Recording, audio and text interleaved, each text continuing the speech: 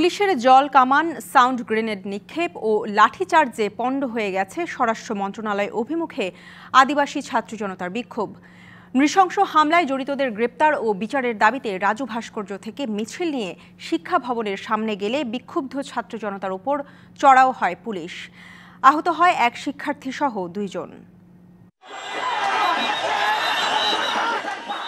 আবার পুলিশের জলকামান ও sound grenade নিক্ষেপ, সঙ্গে লাঠিচার্জও।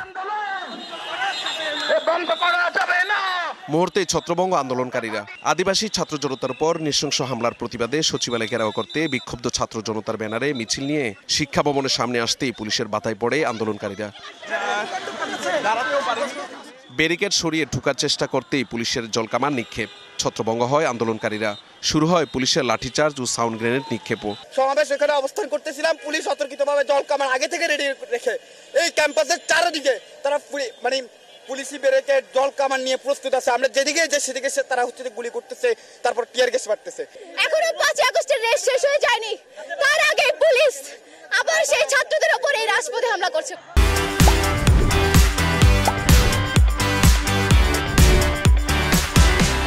ব্যারিকেড ভেঙে ফেলায় আন্দোলনকারীদের ছত্রভঙ্গ করতে বাধ্য হয়েছে বলে জানায় পুলিশ।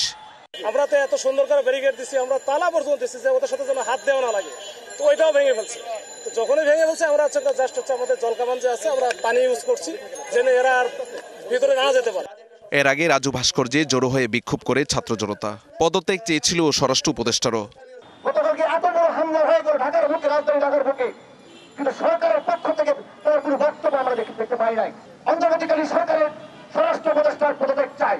যারা এই হামলার সাথে সরাসরি জড়িত তাদেরকে অবশ্যই অতি দ্রুত বিচারের আওতায় দিন আনতে হবে।